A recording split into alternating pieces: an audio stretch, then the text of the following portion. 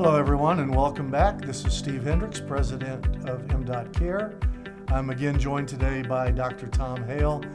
This will be the last in our series with Dr. Hale. The first podcast, we focused kind of on the state of the industry, state of the healthcare industry. In the second podcast, we really went through a real life case study of his work with the Mercy Virtual Care Center. And today we're going to really extend the focus into what's next. Where do we go from here? We've now proven the model. We know it works.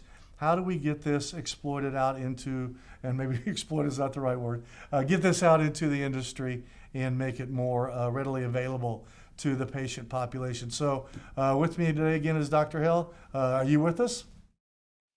Steve, right here, anxious to talk about how we make this practical, huh?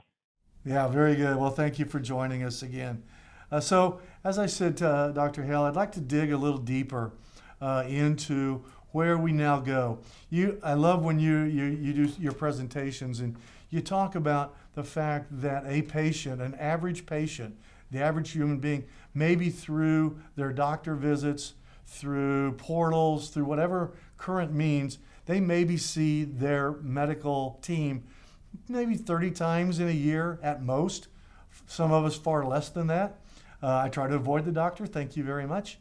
But for our really sick patients, there has to be a better way. What happens the other 330 days out of the year? And I think that's where this virtual care model really comes into place.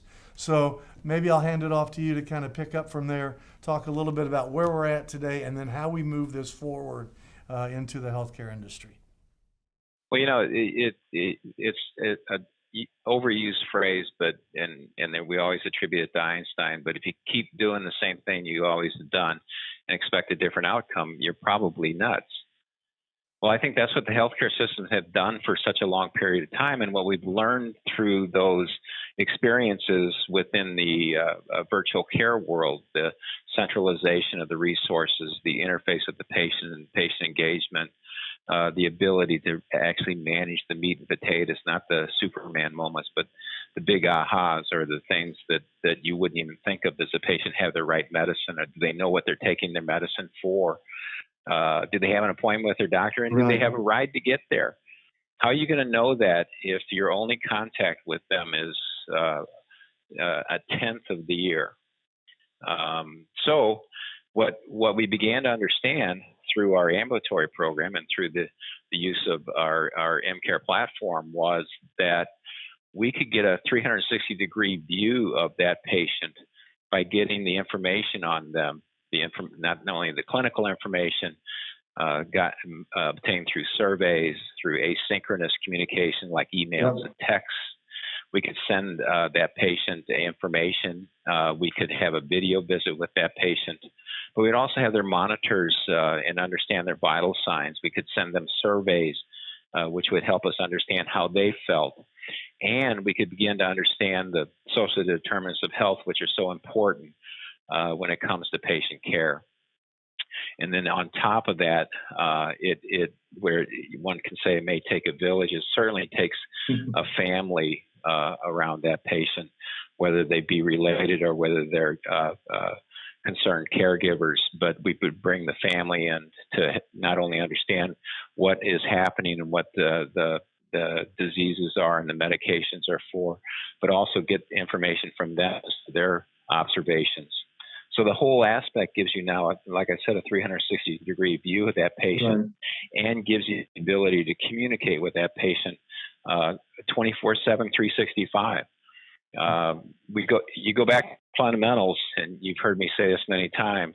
The two fundamental things that make this whole piece work is you increase access to care, and so the patients don't do stupid stuff. If you remember the last part that I had talked about, when I say stupid stuff, I mean going to the emergency room because they can't get hold of their doctor, or they're told to go to the emergency room by their doctor's answering service. And it decreases variation in care because we have that 360-degree view of the patient. Well, and I think you hit on something else. You know, it's not just the clinical team either.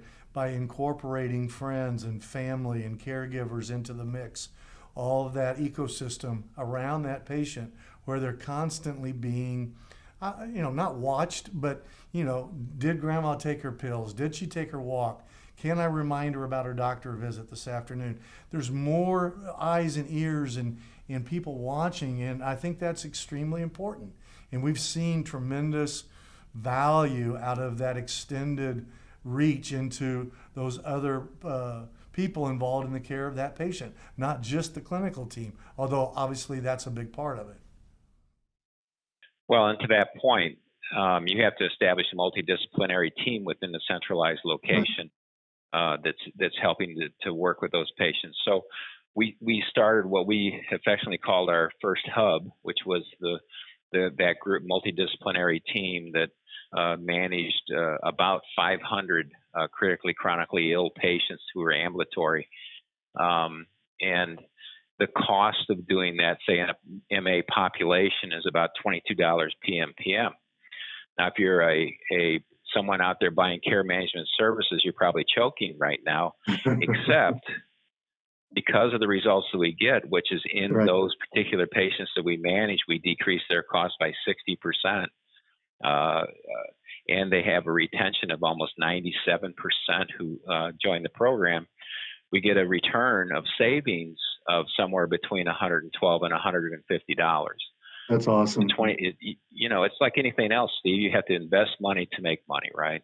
Yeah. And if you're investing money in a care model that keeps the patients at home, keeps us from doing things to the patients, coordinates that communication between the patient and their caregivers and their social support system and their family, how could that be bad?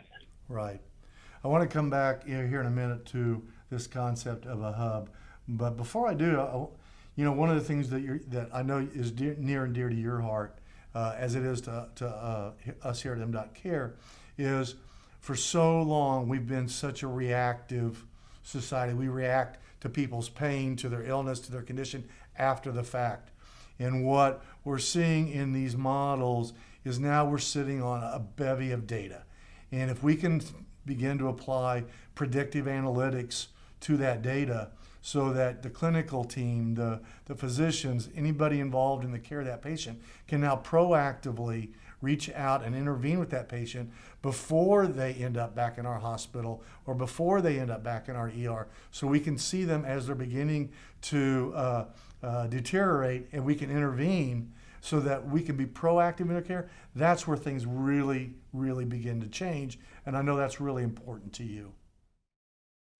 Yeah, we've just begun to scratch the surface, and we've only just begun to scratch the surface because we've never had the ability to have that 365 days worth of information from that patient. Not only the information from a clinical standpoint, but also the social determinants of their care, and really come to understand that patient's daily life. And because of that, like I said, we've only scratched the surface. We know that our measures of who the chronically ill patients are is very crude at the present time. Yet as you gather that data, you can start to bring in artificial intelligence and machine learning. And now you can instead of taking a large swath at that percent of the population, you can start to laser your resources to those that need it the most, and make sure that those that still need the care, because it's important, but maybe not need the entire focus that they needed when they were more critically ill. You can begin to determine that. And as to your point, you can then start to have not only a better selection as to where those resources are utilized, but also you begin to develop predictive modeling that allows you to intervene much earlier in a patient's condition. Which in theory, and we've certainly started to see that in action, should allow for a much better health experience and better outcomes. Absolutely. So, kind of for me, if you summarize it, you've got a technology foundation coupled with a clinical team, and that clinical team makes up, back to your vernacular, a hub, and that hub of clinicians and non-clinicians that cover a patient population of 500 Now you can begin to address your nurse shortage problem, your physician shortage problem, because now you're able to really monitor a much larger patient population with the same or fewer staff.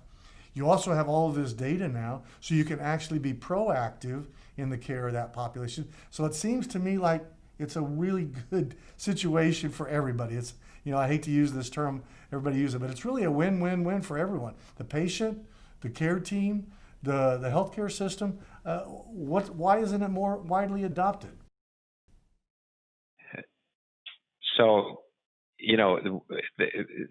so I'm stuttering for reasons because there's part of me that says I don't understand it, but there's another part of me, having been very much in the administrative roles of a large physician group, very much being in practice for 25 years, is that healthcare is a very conservative group of people, and they move very cautiously. But in all actuality, the patient is actually pushing us to move in that direction much harder than the physicians and the hospital administrators are. But to your point, it's better care. It decreases the geographic boundaries, so it increases access. It decreases variation in care, and it allows people to live in place and be at home. And it isn't going to replace the physician or the nurses. They're still necessary, extremely necessary, and that relationship is not deterred. Absolutely. Well, Dr. Hale, you and I go back a long way, and I couldn't thank you more for participating in these last 3 podcasts. I've learned stuff. I hope the audience has. It's been informative. It's been entertaining. It's been enlightening. So, as always, it was a pleasure to spend time with you. We really appreciate you joining us. So, thank you very much. Steve, my pleasure always, and always look forward. Hopefully, we get some interesting questions, because that's where we learn. Absolutely. So, to Dr. Hale's point, if you do have any questions for myself or Dr. Hale, please email them to steveh@m.care. We're gathering those questions, and in a future podcast, we'll be addressing those hopefully here in the not too distant future. So again, to the audience, thank you for your time. Dr. Hale, thank you for your time. That's a wrap for today. Take care, everyone, and goodbye.